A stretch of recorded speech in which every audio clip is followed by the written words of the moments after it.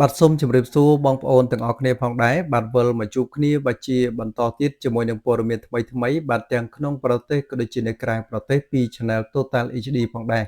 បាទវេលាព្រឹកនេះគឺខ្ញុំបាទមានព័ត៌មាន2បាទព័ត៌មានទី1គឺតកតងទៅនឹងក្រសួងធម្មការនៃប្រទេសកម្ពុជាបានធ្វើការថ្កោលទោសយ៉ាងខ្លាំងក្លាបាទទៅលើកងទ័ពរបស់សៀមបន្ទាប់ពីពួកគេបានធ្វើការដុតបំផ្លាញនៅកម្មចិន្តាឡើងទៅប្រាសាទខ្នាតនៅកាលពីម្សិលមិញបាទចំណែកឯព័ត៌មានទី2គឺតកតងទៅនឹងបាទការចូលរួមពីសំណាក់ភាគីថៃនៅក្នុងយន្តការផ្សះផ្សាដោយបង្ខំដែលត្រូវបានរៀបចំឡើងដោយថ្នាក់ដឹកនាំកម្ពុជានៃប្រទេសកម្ពុជាផងដែរបាទក្រសួងវប្បធម៌និងវិចិត្រសិល្បៈនៅកាលពីថ្ងៃទី5បាទមិថុនា2026បានប្រកាសថ្កោលទោសបាទយ៉ាងខ្លាំងក្លាបំផុតបាទលើបាទយោធារបស់ថៃបន្ទាប់ពីពួកគេធ្វើការដុតបំផ្លាញនៅចណ្ដាលឈើបាទដែលមានបាទប្រវែងជាង1000កាំឡើងទៅប្រាសាទខ្នាត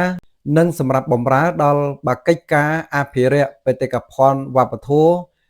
នឹងត្រូវបានសាងសង់ដោយអាជ្ញាធរកម្ពុជានៅឆ្នាំ2017ហើយចណ្ដាលនេះគឺមានចំនួន1181កាំនិងមានប្រវែង325ម៉ែត្រឆ្ពោះទៅកាន់ប្រាសាទខ្នាតដោយត្រូវបានកសាងឡើងក្នុងគោលបំណងបាទគ្រប់គ្រងដល់ការអភិរក្សនិងការគ្រប់គ្រងបាទទីតាំងបេតិកភណ្ឌព្រមទាំងសម្រួលដល់ការចូលទស្សនារបស់ភ្ញៀវអ្នកស្រាវជ្រាវនិងសហគមន៍មូលដ្ឋានផងដែរបាទអញ្ចឹងគឺថានេះគឺជាការលើកឡើងពីបាទថ្នាក់ដឹកនាំនៃក្រសួងវប្បធម៌នៃប្រទេសកម្ពុជាបន្ទាប់ពីភាគីរបស់កងទ័ពសៀមយកសាំងបាទទៅដុតបំផ្លាញនៅកម្មចិន្តាដែលជាបាទកម្មចិន្តាឡើងទៅប្រាសាទខ្នាតនិងជាបេតិកភណ្ឌវប្បធម៌នៃប្រទេសកម្ពុជាយើងនៅកាលពីម្សិលមិញបាទមិនត្រឹមតែប៉ុណ្ណោះទេគឺថាកងទ័ពសៀមបន្ទាប់ពីដុតបំផ្លាញហើយក៏បានយកនៅបន្លាលួស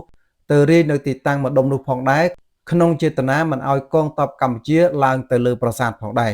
បាទចំណុចឯព័ត៌មានទី2បាទគឺតកតងទៅនឹងថ្នាក់ដឹកនាំរបស់សៀមបើទោះបីជាចង់ឬក៏មិនចង់ឬក៏លាក់បាំងក៏ប៉ុន្តែនៅពេលនេះភាគីថៃបានចាប់ផ្ដើមរៀបចំខែលច្បាប់និងយុទ្ធសាស្ត្រទប់ទល់យ៉ាងសម្ងាត់ដើម្បីត្រៀមបាទតទល់ជាមួយនឹងភាគីកម្ពុជាជុំវិញយន្តការផ្សះផ្សាដោយបង្ខំក្នុងតំបន់បាទវិវាទត្រួតស៊ីគ្នានៅដែនសមុទ្របាទតាមរយៈយន្តការផ្សះផ្សាដោយបង្ខំក្រោមក្របខ័ណ្ឌអនុសញ្ញាអង្គការសហប្រជាជាតិស្តីពីច្បាប់សមុទ្រ UNCLOS បាទយោងទៅតាមសារព័ត៌មាន The Nation របស់ថៃបានធ្វើការទម្លាយថាលោកស៊ីហាសាភុងគិតកែវដែលជារដ្ឋមន្ត្រីការបរទេសរបស់ថៃបានស្កាត់ទៅជួបនិងបាទធ្វើការជជែកគ្នាជាមួយនឹងក្រុមប្រឹក្សាច្បាប់អន្តរជាតិលំដាប់កំពូលបាទរួចរាល់ផងដែរនៅទីក្រុងប៉ារីសបន្ទាប់ពីកម្ពុជាបានលើកឡើងពីសិលឹកបៀច្បាប់អន្តរជាតិមួយនេះផងដែរគឺដោយសារតែថ្មីនេះលោកអនុទានឆាវរកុលដែលជានាយករដ្ឋមន្ត្រីនៃប្រទេសថៃបានចាត់តាំងឲ្យលោកស៊ីហាសាភុងកេកៅដែលជារដ្ឋមន្ត្រីក្រសួងការបរទេសធ្វើជាតំណាងប្រទេសថៃបាទក្នុងការចូលរួមចរចាក្នុងយន្តការផ្សះផ្សាដោយបង្ខំដែលត្រូវបានរៀបចំឡើងដោយថ្នាក់ដឹកនាំនៃប្រទេសកម្ពុជាទាក់ទងទៅនឹងនីតិសមុទ្រដែលហៅថា UNCLOS ហើយបាទលោកអនុទានឆាវរកុលក៏បានប្រកាសបិទទ្វារបាទលេងចរចាជាមួយនឹងភាគីកម្ពុជាដែលទាក់ទងទៅនឹងបាទគេហៅថាបាទ JBC និងបាទ GBC បាទមិនត្រឹមតែប៉ុណ្ណោះបាទលោកអនុទានបានលើកឡើងថាបាទនឹងបិទព្រំដែនបាទជារៀងរហូតផងដែរបាទលោកអនុទានខឹងហើយបងប្អូនណាបាទបើយោងតាមទស្សនៈរបស់លោកបណ្ឌិតគិនភា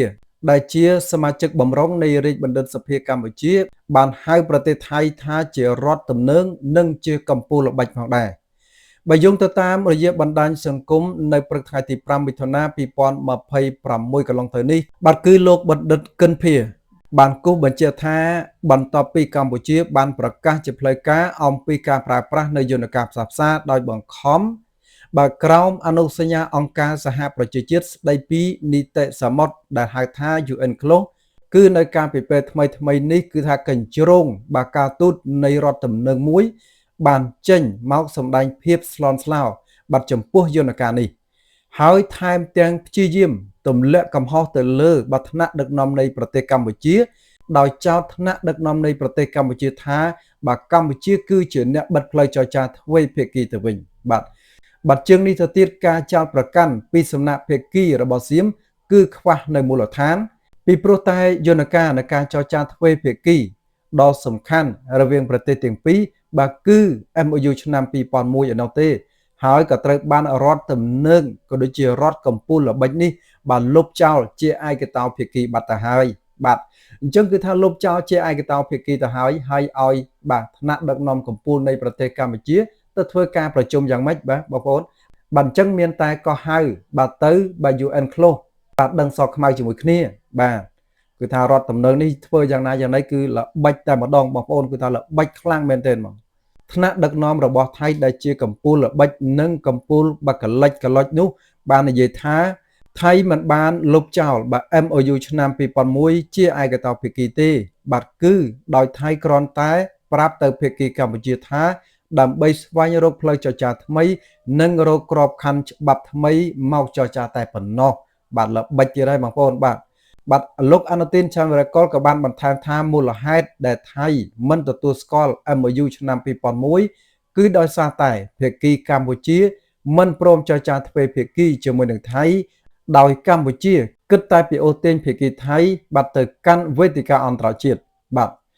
លោកអនុទានធ្វើការសង្កត់ធ្ងន់ថាបាទប្រទេសថៃនឹងមិនបើកកិច្ចចរចាបាទអំពីកិច្ចប្រជុំ JBC ឬក៏ GBC ជាមួយនឹងកម្ពុជាឡើយហើយប្រទេសថៃក៏មិនស្ដារទំនាក់ទំនងល្អជាមួយនឹងកម្ពុជាវិញឡើយហើយក៏គ្មានថ្ងៃដែលថៃបើកព្រំដែនជាមួយនឹងកម្ពុជាវិញជាដាច់ខាតបាទលោកអនុទានខឹងមែនតើហើយបន្ទាប់ពីបាទថ្នាក់ដឹកនាំកម្ពុជានៃប្រទេសកម្ពុជាយើងបាទលេងមែនតើតែម្ដងគឺថាមិនលេងទេបងប្អូនណាបាទគឺថានេះគឺការឡើងដោយសារតែការឈ្លានពានការបំពាននៅច្បាប់នានាពីថ្នាក់ដឹកនាំថៃក៏ដូចជាបាទពីបាទកងទ័ពរបស់ថៃពីមួយថ្ងៃទៅមួយថ្ងៃអញ្ចឹងគឺថាកម្ពុជាលេងមែនតើតែម្ដងបាទអរគុណណាបងប្អូនទាំងអស់គ្នាផងដែរបាទកុំភ្លេចជួយចុចពាក្យថាជីវ Subscribe Like និង Share បាទសម្រាប់ពេលនេះខ្ញុំបាទសូមគោរពលាបាទជួបគ្នាជាបន្តជាមួយនឹងព័ត៌មានថ្មីពី Channel ខ្ញុំបាទផងដែរបាទសូមអរគុណ